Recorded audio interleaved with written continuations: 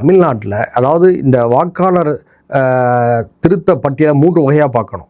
ஒவ்வொரு வருடமும் ஜனவரி 1ஆம் தேதி வாக்காளர் தகுதி ஏற்பு நாளாக கருதப்பட்டு அந்த தேதியில் யாரெல்லாம் 18 வயது பூர்த்தி செய்யப்பட்டார்களோ அவர்களை தேர்தல் ஆணையம் வாக்காளர்களாக அங்கீகரிக்கிறது. அதை பொதுவாக என்ன பேர் வச்சு சொல்லுவாங்கன்னு சொன்னோம்னா எஸ்ஆர்ம்பாங்க.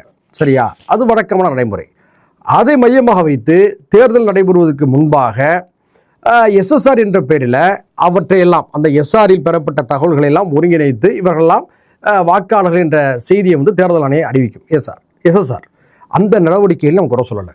எஸ்ஐஆர் என்ற பெயரில் இப்பொழுது அவர்கள் தீவிர வாக்காளர் சரிபார்ப்பு திட்டங்கிற பேரில் கொண்டு வர்றாங்க. நாம் என்ன சொல்கிறோன்னா, இதில் உண்மையிலேயே நீங்கள் தீவிர வாக்காளர் சரிபார்ப்பை செய்யணும்னா கடந்த ஓராண்டு காலத்தில் நீங்கள் எப்போ வேணால் செஞ்சுருந்துருக்கலாம். ஒரு பருவமழை காலத்தில் 1 மாத அவகாசத்தை கொடுத்து செய்வதனுடைய பின்னணி நோக்கம் என்ன? 6,30,00,000 வாக்காளர்கள் இருக்கிறாங்க. அந்த வாக்காளர்கள் எல்லா விவரங்களையும் பெற்று பதிவேற்றம் செய்வதற்கே அவகாசம் இல்லை. நல்லா புரிஞ்சுக்கணும். கணினி துறையில் இயங்குபவர்களுக்கு தெரியும். அடுத்ததாக நரிக்குறவர்கள் போன்ற நாடோடி சமூக மக்கள், மலைவாழ் மக்கள், இங்கெல்லாம் உடனுக்குடனே போய் தகவலை சேகரித்து வர முடியாது. 68,000க்கும் மேற்பட்ட பிஎல்ஓ அதிகாரிகள் இருக்காங்க. பாதி பெற்ற மக்கள் கேள்வி கேட்குறாங்க, சார் இது சந்தேகமாக இருக்குன்னு. அவங்களுக்கு பதில் சொல்ல முடியலை பிஎல்ஓ அதிகாரிகளுக்கு. அடுத்து இன்னொரு விஷயம் நான் சொல்லிடுறேன். பிஎல்ஓ அதிகாரிகளுக்கு பதில் சொல்ல முடியலைங்கிறது ஒரு பக்கம், ஒரு நாளைக்கு 30 படிவங்கள் தான் கொடுப்போன்னு சொல்லி நிர்பந்தம் பண்ணுறாங்க. அப்போ இதெல்லாம் ஒரு மாதத்தில் முடியுமா? இதுல தேர்தல் ஆணையம் இன்னொரு ட்விஸ்ட் வைக்கிற மாதிரி பார்த்தீங்கன்னா, அந்த படிவம் 2 ஒரு ஆளுக்கு அந்த படிவம் 2 தராங்க.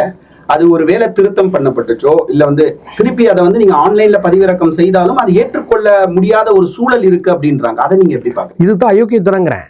பாமர மக்கள் நிறைந்த நாடு நம்முடைய இந்திய நாடு. கல்வி அறிவு குறைந்த மக்கள் வாழக்கூடிய நாடு நம்முடைய இந்திய நாடு. கிராமப்புற மக்கள் நிறைந்து வாழக்கூடிய ஒரு நாடு. நீங்கள் இந்த படிவத்தை நன்றாக படித்த ஒரு பட்டதாரிக்கு கொடுத்தாலும் அவர் திணறுவார், ஒரு வழக்கறிஞரே திணறுவார். அப்படி இருக்கின்ற பொழுது சாமானிய மக்கள்கிட்ட கடினமான முறையில் ஒரு படிவத்தை கொடுத்து வேண்டுமென்றே அதை அவர்கள் பூர்த்தி செய்வதில் தடுமாற்றத்தை உருவாக்கி அதன் மூலமாக நிராகரிப்பது என்ன நியாயம்? இது ஜனநாயக விரோதங்கிறேன். அடுத்து இன்னொரு விஷயம், 2002 இருக்கக்கூடிய வாக்காளர் பட்டியல் உங்கள் பேர் இருந்துச்சுன்னா பிரச்சனை இல்லைங்கிறாங்க. நான் கேட்குறேன், 2002 2026 வரை 4 சட்டமன்ற தேர்தல் நடந்திருக்கு, 4 நாடாளுமன்ற தேர்தல் நடந்திருக்கு. அப்படின்றா அதில் வாக்களித்தவர்களாம் போலியானவர்களா? அப்படி போலியானவர்களாக தேர்ந்தெடுக்கப்பட்ட ஆட்சியை தான் அரசு அங்கீகரிச்சிருக்கா, நீதிமன்றம் அங்கீகரிச்சிருக்கா, சட்டம் அங்கீகரிச்சிருக்கா? அந்த கேள்வியெல்லாம் வருதா இல்லையா? அப்போ 4 நாடாளுமன்ற தேர்தல், அந்த 3 நாடாளுமன்ற தேர்தலில் யார் ஜெயிச்சிருக்கானா? மோடி தான். அப்போ மோடி ஜெயித்தது போலி வாக்காளர்களாலையா? அப்போ 2002 2026 வரை நடைபெற்ற தேர்தலில் பங்களித்த தமிழ்நாட்டு வாக்காளர்கள் முட்டாள்களா, போலியானவர்களா? இந்த கேள்விக்கு தேர்தல் ஆணையம் பதில் சொல்லுமா? அவ்வளோ ஏன் சார் இப்போ தலைமை தேர்தல் அதிகாரியாக போட்டிருக்காங்கல்ல, இவர் பதவியேற்ற 6 மாதமாச்சு. பத்திரிகையாளர்கள் இவர் தேடுறாங்க. என்னன்னா, மக்கள்கிட்ட இவ்வளவு கேள்விகள் இருக்குது, பிரச்சனைகள் இருக்குது, நாங்கள் இது குறித்து உங்களெல்லாம் கேள்வி கேட்கணும்னு சொல்கிறாங்க.